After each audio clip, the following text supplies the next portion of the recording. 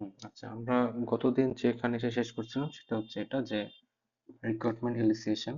তো এই রিক্রুটমেন্ট এলিসিয়েশন জিনিসটা কি, যে আমাদের কোনো একটা সফটওয়্যার বা কোনো একটা প্রোডাক্ট তৈরি করার জন্য ক্লায়েন্ট বা কাস্টমার নির্দিষ্ট কিছু হচ্ছে রিকোয়ারমেন্ট দিয়ে রাখে। এখন ক্লায়েন্টদের কাছ থেকে সেই রিকোয়ারমেন্ট গুলো আমরা নিব কিভাবে, কিছু পদ্ধতির মাধ্যমে। সেগুলো হচ্ছে এই যে রিকোয়ারমেন্ট এলিসিয়েশন, আমরা ওই জিনিসগুলো বের করে নিয়ে আসবো কিভাবে, এটা সেই এলিসিয়েশন থেকে বোঝাচ্ছে। রিকোয়ারমেন্ট গুলোকে বের করে নিয়ে আসার পদ্ধতি কাদের কাছ থেকে বের করে নিয়ে আসবো? স্টেক হোল্ডারদের কাছ থেকে। এখন এই স্টেক হোল্ডারটা কারা? এখন এই স্টেক হোল্ডার গুলো হচ্ছে যে আমরা যে সফটওয়্যারের কথা চিন্তা করি, সেক্ষেত্রে দেখা যাবে যে স্টেক হোল্ডার হবে হচ্ছে ইউজার, কাস্টমার, ডেভেলপার, ম্যানেজার। মানে যারা যারা এর সাথে জড়িত তারা প্রত্যেকে হচ্ছে একজন স্টেক হোল্ডার হতে পারে। তো এদের কাছ থেকে সেই রিকোয়ারমেন্ট গুলোকে গ্যাদার করা, বা সেই রিকোয়ারমেন্ট গুলো যেন সবার কাছে আন্ডারস্ট্যান্ডিং হয় এরকম ভাবে বের করে নিয়ে আসার উদ্দেশ্য হচ্ছে রিকোয়ারমেন্ট এনালাইসিস। এখন এই যে রিকোয়ারমেন্ট এনালাইসিস, এই জিনিসটা দুই রকম হতে পারে, রিকোয়ারমেন্ট গুলো বা দুই রকম হতে পারে। যে রিকোয়ারমেন্ট গুলো আমরা নিব বিভিন্ন স্টেক হোল্ডারের কাছ থেকে, সেই রিকোয়ারমেন্ট গুলোকে বলা হচ্ছে দুই রকম, একটা হচ্ছে ফাংশনাল, নন ফাংশনাল, দুইটা। তো এই যে সিস্টেমের ইলেকট্রিক্যালি আমরা যে বের করে নিয়েছি কিসের মাধ্যমে হতে পারে, সেটা একটা ইন্টারভিউর মাধ্যমে হতে পারে, কোশ্চেনার, ব্রেনস্টর্মিং, অবজারভেশন, ডকুমেন্ট অ্যানালাইসিস, বিভিন্ন পদ্ধতির মাধ্যমে আমরা হচ্ছে এই রিকোয়ারমেন্ট গুলোকে বের করে নিয়ে আসতে পারি। এখন এটার দরকার হচ্ছে কেন? দরকার হচ্ছে যেন যেই স্টেক হোল্ডাররা থাকবে তারা দেখা যাবে যে অনেকেই এরকম থাকবে যে টেকনোলজিক্যালি খুব একটা সাউন্ড না, বা টেকনিক্যাল জ্ঞান খুব একটা তাদের নাই, তাদের ইচ্ছা মতো রিকোয়ারমেন্ট দিয়ে দেবে, কোনটা ফিজিবল হবে না হবে তাদের খুব একটা ধারণা নাও থাকতে পারে, ম্যাক্সিমামই থাকবে না। তো সেই অনুযায়ী তারা যেন সেই রিকোয়ারমেন্ট গুলো দেয়, এবং দিলে যেন সেগুলো আমরা ধরতে পারি যে কোনটা ফিজিবল কোনটা ফিজিবল না। সেজন্য আর কি এটা তাদেরকে বুঝতেও যেমন সুবিধা হয়, বোঝাতেও সুবিধা হয়। তো এই জন্য আর কি এটা লাগে। আরেকটা হচ্ছে যে, যদি কোনো রিকোয়ারমেন্ট এমন টাইপের হয় যেগুলোতে কোনো কনফ্লিক্ট হইতে পারে, স্পষ্টতা থাকতে পারে, সেই জিনিসগুলো যাতে না হয়।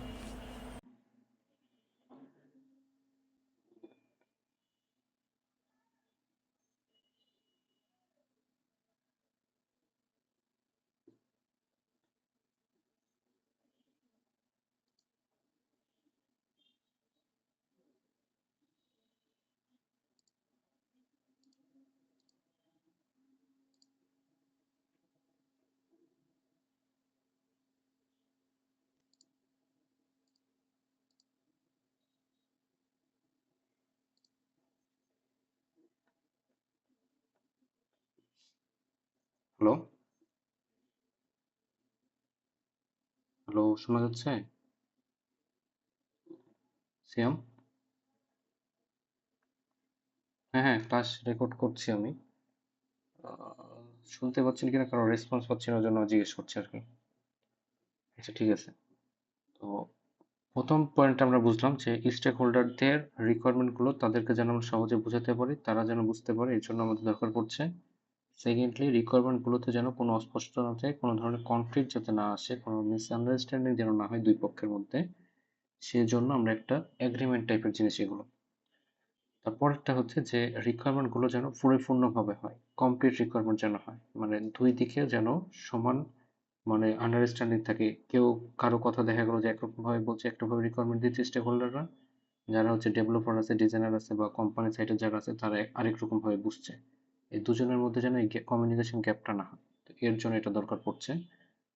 পরেরটা হচ্ছে যে ডিফাইন্ড প্রজেক্ট স্কোপ, মানে একটা প্রজেক্টের তো অনেক বড় একটা সিস্টেম হতে পারে, এখন কতটুকু পর্যন্ত একটা সিস্টেম সাপোর্ট দিবে, তারপরে কতটুকু পর্যন্ত যাইতে পারবে না, সেই জিনিসগুলো যেন একটু ক্লিয়ার থাকে। যারা হচ্ছে স্টেক হোল্ডার থাকবে তাদের যেন আমরা জানাতে পারি যে আপনি এটা আমাকে বলছেন, আমি এতদূর পর্যন্ত করতে পারবো, এরপরে আর সাপোর্ট দেওয়া সম্ভব না এই সিস্টেমের মাধ্যমে। এটা হচ্ছে ক্লিয়ারলি বলতে হবে। নেক্সট হচ্ছে ফ্যাসিলিটেড কমিউনিকেশন, মানে কমিউনিকেশনটা কাদের মধ্যে হবে, ডেভেলপার এবং স্টেক হোল্ডারের মধ্যে, মানে আমার ক্লায়েন্ট প্লাস কোম্পানি সাইটের লোকজনের মধ্যে। আর support system design and development, তার মানে হচ্ছে যে এই রিকমেন্ডেশন যে ডকুমেন্টেশন ফরম্যাটে থাকবে, সেটা একটা হচ্ছে আর্কিটেকচার, যে সিস্টেমটা করবো সেই সিস্টেম ডিজাইন, সেটা ইমপ্লিমেন্ট কিভাবে করবো সেই সব কিছু যেন একটা ডকুমেন্টেশন আকারে থাকে। মানে পরবর্তীতে যেন ক্লায়েন্টরাও দেখাতে পারে যে তার সাথে আমার এই এই জিনিসপত্র চেয়েছিলেন, আমি এটা হচ্ছে রিপ্লাই করেছি, সুতরাং এই অনুযায়ী আপনার করে দেওয়ার কথা ছিল। হ্যাঁ, পরবর্তীতেও যেন সেটা নিয়ে তারা বার্গেনিং করতে পারে। Okay, last of all ensure project success, যে একটা প্রজেক্ট কিভাবে চলবে, সামনে কি রিস্ক আসতে পারে, যদি কস্টও অনেক বেশি হয় সেই কস্টগুলোকে কিভাবে মিনিমাইজ করা যায়, কি করলে কস্টটা কমানো যাবে, আর ইউজারের স্যাটিসফ্যাকশন লেভেলটা অবশ্যই ধরে রাখতে হবে। তো এই জিনিসগুলো হচ্ছে রিকোয়ারমেন্ট অ্যানালাইসিস থেকে উঠে আসে। কারণ রিকোয়ারমেন্ট অ্যানালাইসিস জিনিসটা কি আমরা পরে দেখবো যে ইন্টারভিউর মাধ্যমে কিংবা কোশ্চেনার বা ব্রেন স্টর্মিং এর মাধ্যমে কিভাবে এই জিনিসগুলোকে তুলে আনা হচ্ছে। ওকে, এর মধ্যে রিকোয়ারমেন্টকে দুই ভাগ করা হলো, একটা হচ্ছে ফাংশনাল রিকোয়ারমেন্ট আর নন ফাংশনাল রিকোয়ারমেন্ট। তো একটা জিনিস বলে রাখি, নন ফাংশনাল রিকোয়ারমেন্ট গুলো যে কোনো ওয়েবসাইট বা যে কোনো সিস্টেমের জন্য সেম, সবগুলো ক্ষেত্রে কমন। কিন্তু ফাংশনাল রিকোয়ারমেন্ট যেটা হয় সেটা হচ্ছে যে ওয়েবসাইট অনুযায়ী বা অ্যাপস অনুযায়ী সেটার যে ফাংশন, সেই ফাংশন অনুযায়ী এগুলো চেঞ্জ হবে। যেমন ধরেন একটা ই কমার্স ওয়েবসাইটের কথা যদি চিন্তা করি, তাহলে সেখানে বিভিন্ন রকম যে আইটেম অ্যাড করে, শপিং কার্টে আইটেম যে অ্যাড করার ব্যাপারটা সেটা কিন্তু অবশ্যই রাখতে হয়। তারপরে যদি এটিএম সিস্টেমের কথা বলি, তাহলে সেখানে ক্যাশ উইথড্র, ডিপোজিট বা ব্যালেন্স ইনকোয়ারির যে জিনিসগুলো থাকে, তো সেইটা হচ্ছে অবশ্যই রাখতে হবে এটিএম সিস্টেম। ইউনিভার্সিটি পোর্টালের ক্ষেত্রে সেই স্টুডেন্টরা, নতুন নতুন স্টুডেন্ট এনরোল করবে, তাদের আরএমএস সিস্টেম একটা থাকবে। তো এই জিনিসগুলো এনশিওর করতে হয়।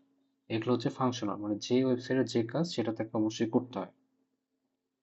আর নন ফাংশনাল রিকোয়ারমেন্ট বলতে কি বোঝাবে, যে একটা সিস্টেম যেটা চলছে সেটাকে আরো কিভাবে ভালো মতন চালানো যায়, মানে তার কোয়ালিটিটা কিভাবে ডেভেলপ করা যায়। কোয়ালিটি ডেভেলপ কিভাবে হইতে পারে, কোনো একটা পেজ লোড নিতে দেখা গেল যে 5 মিনিট সময় লাগছে, মানে একটা পেজ থেকে আরেক পেজে যে আমি শিফট করব, সেখানে বাফারিং হচ্ছে 5 মিনিট, সেটা ডেফিনেটলি কোনো ভালো সিস্টেম হতে পারে না। সুতরাং এই যে পেজ লোডের যে ব্যাপারটা আছে সেটা কিভাবে মিনিমাইজ করা যায়, সেটাও কিন্তু একটা নন ফাংশনাল রিকোয়ারমেন্টের মধ্যে পড়ে। আমি বলে দিতে পারি আমার ডেভেলপারকে যে সেটা যেন 2 সেকেন্ডের বেশি না হয়। এরপরে এমন কি হলো যে কোনো একটা এটিএম সিস্টেম বা কোনো একটা ব্যাংকিং সিস্টেম তারা তাদের জন্য ডেভেলপমেন্টের কাজ করছে। এখন এখন খুব স্বাভাবিকভাবেই এটিএম মেশিনে একই সাথে মানে একটা এটিএম মেশিনে না, মানে একটা ব্যাংকিং সিস্টেমের এটিএম মেশিন তো অনেকগুলো থাকবে, বিভিন্ন জায়গায় তাদের বুথগুলো থাকে। তো এট এ টাইম তো অনেকেই ট্রানজেকশনের কাজগুলো করে। তো এরকম অবশ্যই করতে হবে যেন ম্যাক্সিমাম পর্যায়ের আমি কাস্টমার বা ক্লায়েন্ট যারা থাকবে তাদেরকে আমি ইউজ করার সাপোর্টটা দিতে পারি। তো ধরেন এখানে সেটা আছে যে কোনো একটা অ্যাপ্লিকেশনে অবশ্যই দেখা গেলো যে 10,000 বা তারও বেশি কনকারেন্ট ইউজার, মানে প্যারালালি যেন কাজ করতে পারে তারা, সেই স্কেলেবিলিটি থাকতে হবে। আর এমন সিস্টেম তৈরি করতে হবে যেটা দেখা যাবে যে মোবাইল, ডেস্কটপ যেখানে আমি ইউজ করি সবখানে ইউজ করার মতো উপযোগী থাকবে, ইউজেবিলিটি থাকবে, যেমন ম্যাক্সিমাম ইউজারই দেখা যাবে যে মোবাইল ইউজ। সুতরাং আমি যদি এমন একটা সিস্টেম তৈরি করি শুধু ডেস্কটপ সাপোর্টেড, দেখা যাবে যে আমি ওইরকম পর্যায়ের ইউজার পাবো না। আরেকটা হচ্ছে যে সিকিউরিটি ব্যাপারটা এনশিওর করতে হবে আমি যেই সিস্টেম ইউজ করি, কারণ বিভিন্ন রকম ক্লায়েন্ট কাস্টমারের যেহেতু ইনফরমেশন সেখানে নেওয়া হবে, সেই ইনফরমেশন গুলোকে অবশ্যই ভালো মতো হ্যান্ডেল করতে হবে যেন ইনফরমেশনটা লিক না হয়ে যায়। তো আর এখানে হচ্ছে সেই ফাংশনাল নন ফাংশনাল রিকোয়ারমেন্টের ডিফারেন্স গুলো দেওয়া আছে। ভালোভাবে বলতে গেলে যদি আপনারা দেখেন তাহলে বুঝতে পারবেন। আর এখানে ডেফিনেশনে বলা আছে যে ফাংশনাল রিকোয়ারমেন্টটা হচ্ছে যে একটা সিস্টেম কি করে সেটাই হচ্ছে ফাংশনাল রিকোয়ারমেন্ট। আর নন ফাংশনাল রিকোয়ারমেন্ট বোঝাবে যে একটা সিস্টেমকে তার কোয়ালিটি, পারফরমেন্স বা যেই রুলস গুলো তাকে দেওয়া হয় ইমপ্লিমেন্ট করার জন্য, সেগুলোকে কিভাবে আরো বেটার করা যায়, সেটাই হলো নন ফাংশনাল রিকোয়ারমেন্ট। তো আমরা যদি আহ, বেশি নেক্সট ইয়াতে যাই, ফোকাস কি করে সেটাতে ফাংশনাল রিকোয়ারমেন্টে, সেটা হচ্ছে বিহেভিয়ার অ্যাকশন। অ্যাকশনটাই মেন, যে আমার ওয়েবসাইটে কি কাজ করছে, তার ফাংশনগুলো কি, সেগুলো নিয়ে কাজ করা হলো ফাংশনাল রিকোয়ারমেন্ট। কোয়ালিটি অ্যাট্রিবিউট, এখন কোয়ালিটি অ্যাট্রিবিউট কি হইতে পারে?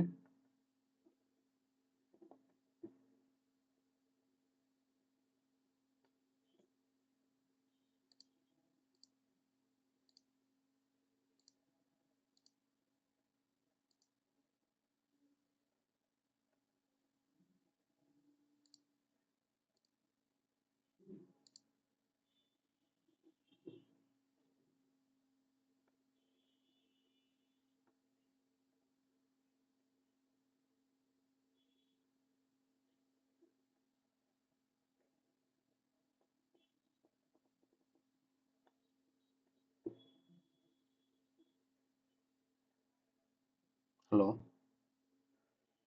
আচ্ছা, মাঝে মধ্যে কি শেয়ার কি অফ হয়ে যাচ্ছে?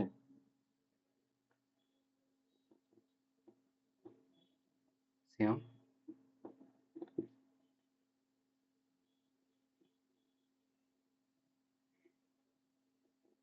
হ্যালো, সিয়াম।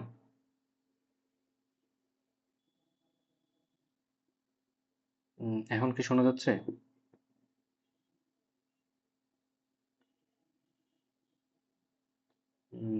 মাঝে মধ্যে মনে হয় একটু ডিস্টার্ব দিচ্ছে, আমি বের হয়ে যাচ্ছি ওই সময়।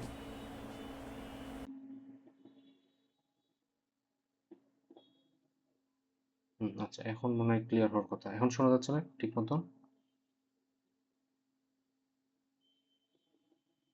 হুম, আচ্ছা। তো এখানে হচ্ছে ফাংশনাল রিকোয়ারমেন্টে যে তারা হচ্ছে ফোকাসটা দেয় সেটা হচ্ছে যে একটা ওয়েবসাইট কিভাবে ফাংশন করবে, তার অ্যাকশন নিয়ে কাজ হয়। আর নন ফাংশনাল রিকোয়ারমেন্টে যেটা হয় সেটা হচ্ছে যে তার স্পিডটা কিভাবে বাড়ানো যায়, ইউজেবিলিটি, সিকিউরিটি, এই জিনিসগুলোকে মেইনলি ফোকাস করা হয়। ঠিক আছে? তো এই জিনিসগুলো হচ্ছে আপনারা একটু দেখে নেবেন, তাহলে এটা হয়ে যাবে। আচ্ছা, মেইন জিনিসটা হচ্ছে যে রিকমেন্ড এলিসিশনের মেথডগুলো কি। সেটা হচ্ছে যে ইন্টারভিউর মাধ্যমে, কিছু সার্ভে করার মাধ্যমে, brain storming, observation, document analysis. এখানে ডকুমেন্ট অ্যানালিসিসের একটি রুলস একটা আছে, সেই পদ্ধতিটা আমরা হচ্ছে দেখব। ওকে, এখন ইন্টারভিউ ইন্টারভিউ যেটা আছে সেই ইন্টারভিউটা কিভাবে করা হয় নর্মালি। তো ইন্টারভিউর কথা বলা হচ্ছে যে এখানে আহ, দুটা নিয়ে কাজ করা হয়, নন ফাংশনাল বা ফাংশনাল যে রিকোয়ারমেন্টগুলো আছে সেটা নিয়েও। মানে হচ্ছে আমরা যেই স্টেক হোল্ডাররা থাকবে তাদেরকে ডিরেক্টলি বিভিন্ন রকম কোশ্চেনের মাধ্যমে সেই জিনিসগুলোকে বের করে নিয়ে আসা হবে, যে কিরকম টাইপের ওয়েবসাইট তারা চাচ্ছে বা সিস্টেম তারা চাচ্ছে বের করতে যাচ্ছে। তো ইন্টারভিউটা আবার দুই রকম হতে পারে। এক, ক্লোজড ইন্টারভিউস, সেটাকে বলা হচ্ছে স্ট্রাকচারড ওয়ে। আর একটা হচ্ছে ওপেন ইন্টারভিউ, যেটা হচ্ছে আনস্ট্রাকচারড ওয়ে। এখন ক্লোজ ইন্টারভিউ বলতে কি বোঝায়? ক্লোজ ইন্টারভিউ, আচ্ছা, ক্লোজ ইন্টারভিউ জিনিসটা হচ্ছে যে এখানে কোশ্চেন করা হবে, ঠিক আছে, কিন্তু কোশ্চেনের সাথে সাথে আমি বিভিন্ন রকম অপশানে দিব, উত্তরটা এই অপশনের বাইরে যাবে না। যেমন কি হয় যে ইয়েস নো, বিভিন্ন রকম কোশ্চেন হয়। ঠিক আছে? তো ইয়েস নো কোশ্চেন হয়, তারপরে হচ্ছে ধরেন কোনো একটা জায়গায় কোনো ইম্পর্টেন্স নিয়ে কথা বলা হচ্ছে, সেটার হাই হলো না, মিডিয়াম হলো না, লো হলো, বিভিন্ন রকম অপশন দিয়ে দিল। যেমন ধরেন গুগল ফর্মের কথা যদি বলে, সেই গুগল ফর্ম অনেক সময়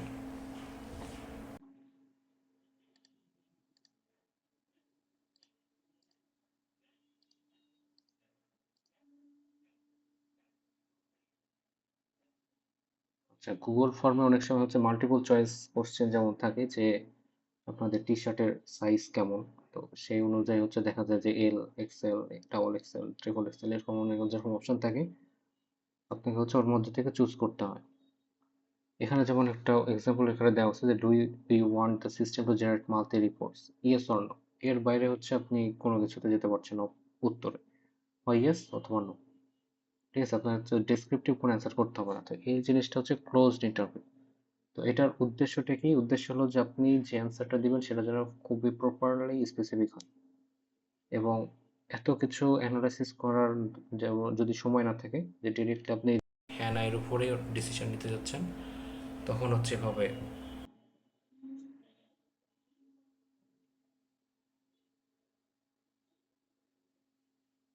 তখন হচ্ছে এই ক্লোজড ইন্টারভিউ সিস্টেমটা ইউজ করা হয়।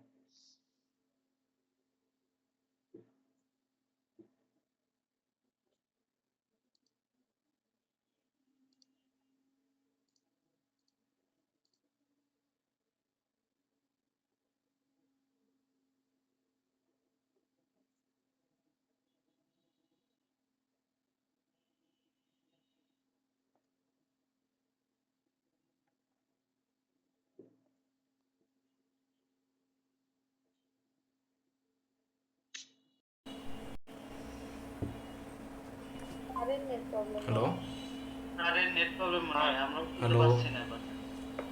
স্যার আপনার কথা শোনা যায় না স্যার, একটু মনে হয় মানে মাঝে মাঝে কি আটকে বিজ্ঞান গেছিল? হয়ে যায়, মাঝখানে মাঝখানে।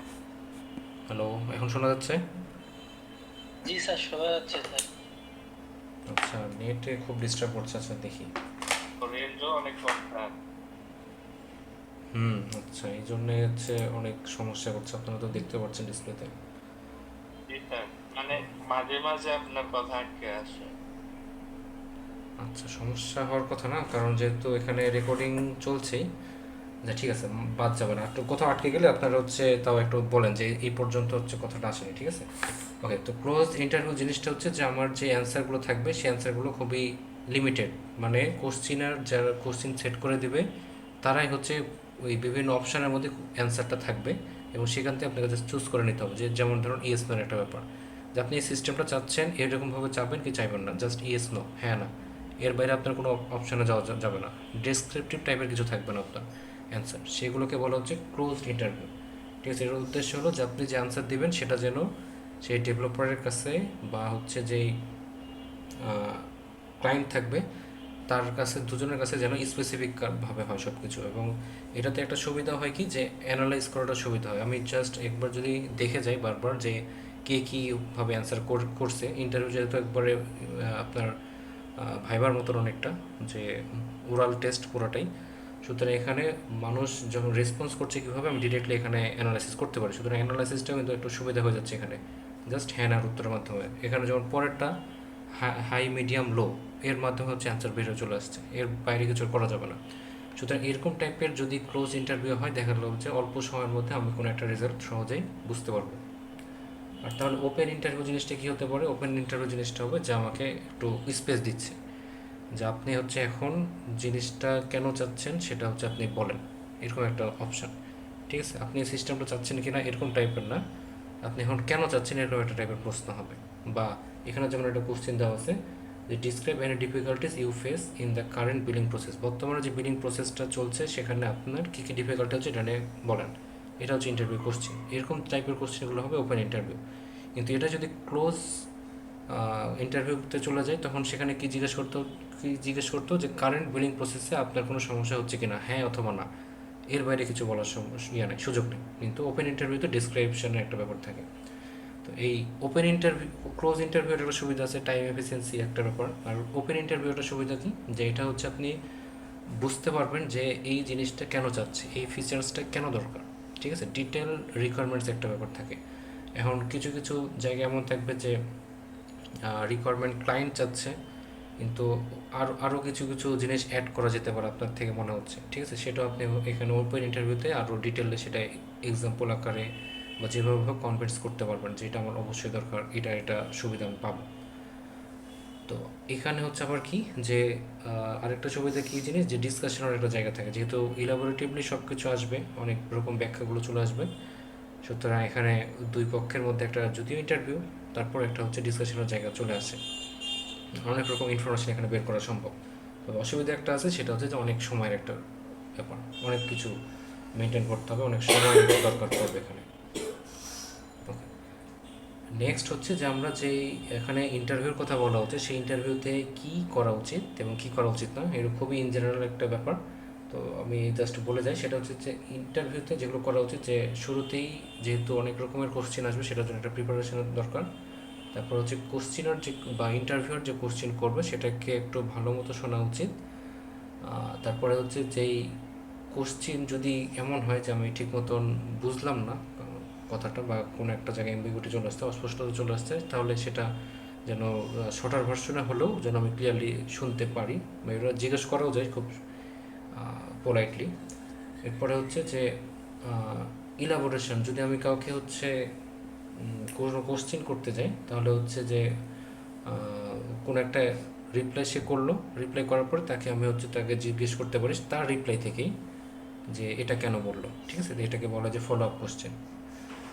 এরপরে হচ্ছে যে যখন কোনো একটা ইন্টারভিউ নেওয়া হবে, তখন ইন্টারভিউ নেওয়ার সময় হচ্ছে নিউট্রাল থাকা দরকার, যে কারো যেহেতু আমি রেসপন্স নিচ্ছি, সুতরাং রেসপন্স সে যাই দিক, আমি যেন কোনো কিছুর প্রতি বায়াস না হয়, এবং সে তার নিজে থেকে একটা রেসপন্স দিচ্ছে। এখন আমার কখনো উচিত হবে না তাকে সেই জায়গায় থেকে মিসলিড করা, সে তার মতো তাহলে সে তার মতো কিন্তু পারফর্ম করতে পারবে না। ঠিক আছে, এই জন্য হচ্ছে নিউট্রাল থাকতে হয়। আর হচ্ছে নোট অথবা রেকর্ড রাখতে হয় অবশ্যই, যার ইন্টারভিউ নিব তার পারমিশন নিয়ে। আর যদি কোনো ডাউট থাকে তাহলে সেই জিনিসগুলো ক্লিয়ার করে নিতে হবে। আর কী কী করা উচিত না, সেটা হচ্ছে আমি কারো যদি ইন্টারভিউ নিই তখন অবশ্যই কখনো সে যতক্ষণ বলছে অবশ্যই একটা নির্দিষ্ট সময় পর্যন্ত রাখা উচিত অ্যান্সারগুলো। তো তবে যতক্ষণ পর্যন্ত বলছি কখনো ইন্টারাপ্ট করা উচিত না, এমন কোনো কোশ্চেন করা উচিত না যেগুলোতে সে কনফিউজড হয়ে যায়। খুবই ক্লিয়ার এবং স্ট্রেট ফরওয়ার্ড কোশ্চেন হওয়া উচিত ভাইভাতে। এবং এরপরে হচ্ছে কোনো কিছু আমি তার প্রতি ইম্পোজ করতে পারি না। আমার কোনো পার্সোনাল, যেহেতু আমি নিজেও একজন ইন্টারভিউর, সুতরাং আমি ইন্টারভিউ নেওয়ার সময় কখনো এমন কোনো কোশ্চেন করব না বা এমন কোনো অপিনিয়ন তার উপর চাপাই দিব না যাতে সে হচ্ছে এটার দ্বারা বায়াসড হয়ে যায়, তাহলে একদম আসল রেসপন্সটা আসবে না। ইন্টারভিউ নেওয়ার সময় কোনো রাশনেস দেখানো যাবে না, তাড়াহুড়ো করা যাবে না, এনাফ টাইম নিয়ে বসতে হবে যেন থটফুল অ্যান্সার দিতে পারে। আর হচ্ছে যেহেতু এটা জব পারপাসে কোনো ইন্টারভিউ না, সুতরাং বডি ল্যাঙ্গুয়েজ দেখার কোনো বিষয় আসে না। আর ওভারঅল লাস্টে যে একটা হচ্ছে সামারাইজ করা যায় যে রেসপন্সগুলো নিয়ে কী সে অ্যান্সার করলো। ওকে, নেক্সট যে মেথড রিকোয়ারমেন্ট অ্যানালাইসিস সেটা হচ্ছে কোশ্চেনার। তো এই কোশ্চেনার জিনিসটা কি, যে বিভিন্ন রকম যে আমাদের স্টেক হোল্ডারগুলো আছে তাদের কাছ থেকে আমরা ইনফরমেশন, অপিনিয়ন বা ফিডব্যাকগুলো নিব এই যে সিস্টেম রিকোয়ারমেন্ট সম্বন্ধে। সেগুলো হচ্ছে কোশ্চেনার টাইপের, মানে এখানেও ঠিক ওই সার্ভে টাইপের হবে, অনেকগুলো অপশনগুলো থাকবে, সেখানের মধ্যে থেকে বের করে নিয়ে আসবে। আগেরটা চলে গেলো হচ্ছে মৌখিকভাবে, এখন দেখা গেলো হচ্ছে একটা কোনো ডকুমেন্টেশনের মাধ্যমে। তো এটাও ঠিক ক্লোজ এন্ডেড কোশ্চেনার হতে পারে। ক্লোজ এন্ডেড কোশ্চেনার হলে আপনার যেই ডকুমেন্ট পেপারটা দেওয়া হবে সেই ডকুমেন্ট পেপারে কোশ্চেনগুলো থাকবে ক্লোজ এন্ড, যেহেতু ওই yes no, first, average, slow, এরকম টাইপের বিভিন্ন অপশন থাকবে, আপনি জাস্ট একটা টিক চিহ্ন দেবেন বা চুজ করে একটা অপশন থাকবে। এটা হচ্ছে ক্লোজ এন্ডেড। আর যদি ওপেন এন্ডেড কোশ্চেনার হয় তাহলে আপনাকে বড় টাইপের একটা প্যারাগ্রাফ টাইপের কিছু একটা লিখতে হবে বা আপনার ওপিনিয়নটা ব্যাখ্যা করতে হবে, আপনি কেন এটা চাচ্ছেন, কেন এই চেঞ্জটা চাচ্ছেন, কোন এই জিনিসটা ইমপ্লিমেন্ট করতে যাচ্ছেন। এই জিনিসটা আপনাকে একটু কয়েকটা লাইনের মাধ্যমে জাস্ট বুঝাইতে হবে, ঠিক আছে? তখন সেটা হচ্ছে ওপেন এন্ডেড কোশ্চেনার। মানে আগে যেমন হচ্ছে বলার সুযোগ দিচ্ছিল, এখন হচ্ছে একটা লেখার সুযোগ দিচ্ছে আপনাকে, যে আপনি এবার লিখেন মন খুলে, যা যেটার কারণে আপনি এই ডিসিশনটা ইম্পোজ করতে যাচ্ছেন বা করতে যাচ্ছেন, ইমপ্লিমেন্ট করতে যাচ্ছেন। তো এখন এখানে যেটা বলা হচ্ছে যে এই কোশ্চেনারে যে কোশ্চেনগুলো থাকবে সেখানে কি কি নিয়ে কোশ্চেন করা উচিত না কোশ্চেনারের ওই সার্ভে পেপারে। তো কিছু কিছু জিনিস থাকবে যেগুলো হচ্ছে আমি ইনডিরেক্টলি জিজ্ঞেস করব, কিন্তু কখনোই ডিরেক্টলি জিজ্ঞেস করা যাবে না। যেমন হচ্ছে যদি are you opposed to the system, directly যদি জিজ্ঞেস করে ফেলি, ওইখানকার যদি এমপ্লয়ি কেউ থাকে দেখা যাবে যে তাদের জব থেকে যদি ফায়ার করে দেয় এই ভয়ে কিছু নাও বলতে পারে, ঠিক আছে? সেম খুব ভালো মতো তাদের যে দাবি দেওয়া সেগুলো হচ্ছে ঠিক মতো নাও বলতে পারে। তো এটার জন্য জিনিসগুলো ইনডিরেক্টলি কোশ্চেন করতে হয়, ডিরেক্টলিভাবে কোশ্চেন করাটা ঠিক না। সেম টাইপের আরও কী কী কোশ্চেন আছে এখানে, যেমন ধরুন are you trying to obstruct বা ডিলে দ্য সিস্টেম। তারপর হচ্ছে যে এই যে সিস্টেমটা আছে, যে আপনার যে রোল, সেই রোলটাকে আরও কীভাবে ইম্পর্টেন্স দিতে চাচ্ছেন কিনা, আপনি নিজে ট্রাই করছেন কিনা, এরকম টাইপের। বা হচ্ছে যে বর্তমানে যে সিস্টেমটা প্রপোজ করা হচ্ছে সেটা দ্বারা আপনি নিজে থ্রেট অনুভব করছেন কিনা, বা নিজের জবটাকে আপনি প্রোটেক্ট করার চেষ্টা করছেন কিনা, এরকম টাইপের কোশ্চেনগুলো দেখা যায় যে পার্সোনাল অ্যাটাক টাইপের। তো এরকম টাইপের কোশ্চেন না করে এই জিনিসগুলো যদি আমার বের করতে হয় কোনো একটা সিস্টেম ইমপ্লিমেন্টেশনের জন্য, তখন এই জিনিসগুলো ইনডিরেক্টলি জিজ্ঞেস করাটা ভালো। কারণ এইরকম টাইপের কোশ্চেনগুলো যারা হচ্ছে রেসপন্স করবে তাদের জন্য এক ধরনের বিব্রতকর অবস্থার মধ্যে পড়তে হয়। ওকে, নেক্সট আসছে হলো ব্রেন স্টর্মিং। ব্রেন স্টর্মিং জিনিসটা কি, যে এখানে যারা অ্যান্সারগুলো করবে তারা দেখা যাবে গ্রুপে ডিসকাস করে করে তাদের নিজের মধ্যে থেকে আইডিয়াগুলো জেনারেট করবে, ঠিক আছে? যে কোনো একটা আইডিয়া জেনারেট করলো, সেখান থেকে যদি কোনো নতুন নতুন রিকোয়ারমেন্ট বের করতে পারে বা কোনো একটা প্রবলেম সেখান থেকে সলিউশনগুলো বের করে নিতে পারে, নতুন ফিচার্স যদি থাকে সেটাকে আইডেন্টিফাই করতে পারে, ঠিক আছে? তো এই ব্রেন স্টর্মিংয়ের উদ্দেশ্যটা হচ্ছে যে ক্রিয়েটিভ আইডিয়া বের করতে হবে। আগের ইন্টারভিউ কোশ্চেনার এর মাধ্যমে কিন্তু আমি ক্রিয়েটিভ আইডিয়া নিয়ে আসতে পারছিলাম না, কিন্তু এই ব্রেন স্টর্মিংয়ের মেন উদ্দেশ্য হচ্ছে যে আমাকে ক্রিয়েটিভ আইডিয়া, আগে ওয়েবসাইটে যেগুলো ইমপ্লিমেন্ট করা হয়নি সেই রকম জিনিসগুলো আমি কীভাবে এই সফটওয়্যারগুলোতে নিয়ে আসতে পারি, এরকম ক্রিয়েটিভ আইডিয়া। এখন ক্রিয়েটিভ আইডিয়া যদি আমি একা বসে থেকে চিন্তা করি, তার চেয়ে বেটার হয় যে আমি যদি গ্রুপে বসে থেকে 3জন 4জনের গ্রুপে বসে থেকে সেই জিনিসগুলো ডিসকাস করে, দেখা যাবে যে অনেক রকমের ইনফরমেশান বের হয়ে আসবে, অনেক রকমের আইডিয়াগুলো উঠে আসবে, ঠিক আছে? তো এর জন্য হচ্ছে ব্রেন স্টর্মিংটা করা হয়। আর এটাতে সুবিধা কি, যে ডাইভার্সিটি আসে, অনেক মানুষের সাথে যদি আমি কথা বলি অনেক রকমের মত আসবে, চিন্তা আসবে, সুতরাং অনেক কিছু চলে আসবে এর মধ্যে থেকে, অনেক রকম সলিউশন আসবে, অনেক রকম আইডিয়া চলে আসবে। আর এটার জন্য মেন যে সুবিধাটা হচ্ছে যে টিম ওয়ার্কের একটা সুবিধা থাকছে, আর কোলাবোরেশনের একটা ব্যাপার থাকে।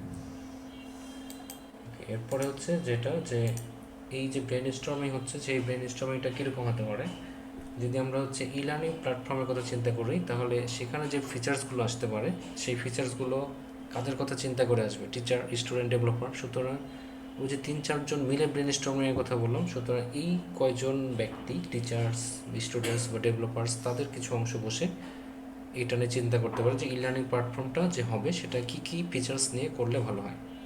কারণ এদের মধ্যে টিচার্সও বেনিফিটেড হবে, স্টুডেন্টস হবে, এবং ডেভেলপাররা তো তৈরি করবে, তাদের তো কী কী জিনিস নিয়ে কাজ করলে ভালো সেটা তারা বুঝতে পারবে। নেক্সট হচ্ছে যে যদি হসপিটাল ম্যানেজমেন্টের কথা চিন্তা করি, তারপরে লাইব্রেরি সিস্টেমের কথা চিন্তা করি, মোবাইল অ্যাপ ফিচার্স এগুলোর কথা চিন্তা করি, ব্যাঙ্কিং সিস্টেমের কথা চিন্তা করি, প্রত্যেকটার জন্যই হচ্ছে আইডিয়া জেনারেশন করতে হবে, এবং এদের মধ্যে যারা স্টেক হোল্ডার, যেটার সাথে যারা জড়িত, তাদেরকে নিয়েই কয়েকজনকে মিলে বসে তাদের হচ্ছে চিন্তা করতে দেওয়া হয় যে আর কী কী রিকোয়ারমেন্ট হলে খুব ভালো মানের একটা হচ্ছে সফটওয়্যার করা সম্ভব। ঠিক আছে, তো সফটওয়্যার ধরেন ডেভেলপাররা রেডি করতে পারবে।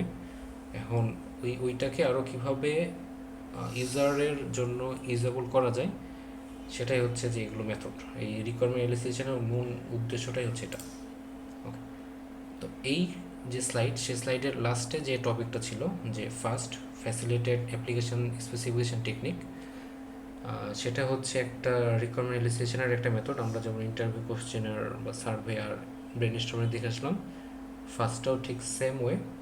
তো এটাতে যেটা করা হয় যে প্রপার ডকুমেন্টেশন সিস্টেম ম্যানেজ করা হয় এখানে, এবং এটা হচ্ছে যে ওই ব্রেন স্টর্মিংয়ের মতোই অনেকটা, যে এখানে হচ্ছে টিম ওয়ার্কের মাধ্যমে একসাথে বসে ওয়ার্কশপ টাইপের, ঠিক আছে, যে ওয়ার্কশপ টাইপের ওখানে বসে যে একটা স্ট্রাকচার ওয়ে মেনটেন করে ওখানে হচ্ছে রিকোয়ারমেন্টগুলো নিয়ে আলোচনা করা হয়, বিভিন্ন রকম আইডিয়া দেওয়া হয়। আর এটার যেই ফ্যাসিলিটেট বলা হচ্ছে, সেই ফ্যাসিলিটারদের উদ্দেশ্যটা কি, যে তারা হচ্ছে গাইড করবে, এবং যে ওয়ার্কশপের কথা বলা হচ্ছে যে বা ডিসকাশন রুমের কথা বলা হচ্ছে, সেখানে তারা হচ্ছে গাইড করবে, তারা কোনো ওপিনিয়ন দেবে না। যারা স্টেক হোল্ডার থাকবে তারাই হচ্ছে গাইড, সব আইডিয়াগুলো দিবে। আর ফ্যাসিলিটারের কাজ হচ্ছে যে সে এই পুরো ব্যবস্থাপনা যেটা আছে সেটাতে হচ্ছে ম্যানেজ করার কাজটাই, এটাই। আর বাকি যারা আছে, ধরুন এখানে যেমন একটা এক্সাম্পলের কথা বলা হচ্ছে যে একটা যদি ওয়ার্কশপের কথা চিন্তা করি, যেটা হচ্ছে স্টুডেন্ট ম্যানেজমেন্ট সিস্টেম তৈরি করার জন্য, তাহলে এটার সাথে জড়িত করা থাকবে, টিচাররা থাকবে, তাদের হচ্ছে আরএমএসের বিভিন্ন রকম ইনপুট দেওয়া লাগতে পারে, কী কী ডকুমেন্ট পাইলে তারা হচ্ছে সুবিধা পাবে। স্টুডেন্ট যারা থাকবে তারা যেই রেজাল্টগুলো দেখবে, সেই কী কী সিস্টেম থাকলে বা ভিউ অপশানে কী কী থাকলে তাদের জন্য সুবিধা হবে রেজাল্টটা ভালো মতন বুঝতে, ক্লিয়ারলি বুঝতে। আর হচ্ছে অ্যাডমিন প্যানেল, তারা হচ্ছে টিচারকে কী কী জিনিস দেখতে দিবে, বা ওভারঅল যারা হচ্ছে ওয়েবসাইট ভিজিট করবে তারা কী কী দেখবে, স্টুডেন্টদের কতদূর পর্যন্ত দেখার ব্যবস্থা থাকবে। তো অ্যাডমিন প্যানেলের কাজটা থাকবে এটা, বা বিভিন্ন রকম সিকিউরিটি যদি ইনশোর করতে হয় সেগুলো হচ্ছে অ্যাডমিন প্যানেলটা এগুলো চেক করবে। তো এই জিনিসগুলো হচ্ছে যে ফার্স্ট ওয়ার্কশপের মাধ্যমে উঠে আসে। ওকে, তো এই ফার্স্ট ওয়ার্কশপের মেন উদ্দেশ্যটা কি, উদ্দেশ্যটা হচ্ছে যে যে রিকোয়ারমেন্টগুলো আসবে সেই রিকোয়ারমেন্টগুলো যেন সবচেয়ে তাড়াতাড়ি বের হয়ে আসে, এক এক ওয়ার্কশপের মাধ্যমে যেন সবগুলো চলে আসে এরকম। আর যদি কোনো, যেহেতু অনেক মানুষের এখানে ইনভলভমেন্ট থাকবে, ওয়ার্কশপ মানে এখানে ব্রেন স্টর্মিং 3-4 জন না, যেহেতু ওয়ার্কশপ টাইপের অনেক মানুষের এখানে স্টেক হোল্ডারদের ওখানে আলাপ আলোচনা চলবে, সুতরাং কিছু কিছু জায়গায় কনফ্লিক্ট চলে আসবে। তো এই কনফ্লিক্টগুলো ডিসকাশনের মাধ্যমে ওভারকাম করারও একটা সুযোগ থাকবে, মানে এখানে একটা ব্যবস্থা করতে হবে আর কি, যেই ফ্যাসিলিটার থাকবে সেই সেগুলো একটু ম্যানেজ করে ফেলবে। আর এইখানে যেটা হয় যে একটা প্রপার স্ট্রাকচার ওয়েতে স্পেসিফিকেশানগুলো বা ডকুমেন্টেশনগুলো রেডি করা হয়, এই যে কীভাবে সব কিছু যে প্রোডাক্টটা বা সফটওয়্যারটা রেডি করা হবে সেটার উপরে। আর লাস্টে হচ্ছে যে যেই যে প্রোডাক্টটা নিশ্চয়ই কোনো একটা ক্লায়েন্টের জন্য করা হচ্ছে, বা কোনো একটা সিস্টেমের যে ওনার থাকবে, যদি আমি স্টুডেন্ট ম্যানেজমেন্ট সিস্টেম চিন্তা করি, দেখা যাবে কোনো একটা ইউনিভার্সিটি সেটার ওনার থাকবে। তো সেই ওনার বা আরও যারা স্টেক হোল্ডার ইনভলভমেন্ট আছে, এই ওয়ার্কশপে যেহেতু চলছে, তো ওয়ার্কশপের মাধ্যমে হলে সবাইকে এর মধ্যে ইনভলভ করা সম্ভব, সবার কীরকম রিকোয়ারমেন্ট হয় সেই জিনিসগুলো আমি একসাথে বের করে নিয়ে আসতে পারছি। এটা একটা সুবিধা হচ্ছে এই ডকুমেন্টেশন সিস্টেমের মাধ্যমে। তো এখানে হচ্ছে দুইটা এক্সাম্পল আকারে দেখানো আছে। যদি আমি দেখাই যে নিউ পেশেন্ট ম্যানেজমেন্ট সিস্টেম, একটা হসপিটালের জন্য নতুন কোনো পেশেন্ট যদি আসে তাকে আমি কীভাবে অ্যাডমিট করব, সেটার জন্য ডক্টর, নার্স বা আইটি স্টাফ প্রত্যেকটা হসপিটালে যারা থাকে তাদের সাথে আমি বসে সেই ডিসিশনগুলো নিতে পারি যে কীভাবে করলে সুবিধা হবে, সেই রিকোয়ারমেন্টগুলো যেন স্পেসিফাই করে। এরপরে যদি কোর্স রেজিস্ট্রেশনের কথা চিন্তা করি একটা ইউনিভার্সিটির জন্য, তাহলে আমাকে ফ্যাকাল্টি মেম্বারদের সাথে বসতে হবে, স্টুডেন্টের সাথে বসতে হবে, অ্যাডমিনিস্ট্রেশন প্যানেলের সাথে বসতে হবে। তারা হচ্ছে আমাকে রিকোয়ারমেন্টগুলো ডিফাইন করে দিবে যে কার কী কী দরকার। সেই অনুযায়ী হলো ডেভেলপারকে যদি দেওয়া হয় তাহলে তারা সেই অনুযায়ী ব্যবস্থা নিতে পারবে। ঠিক আছে, তো পার্ট 2 এই পর্যন্তই ছিল।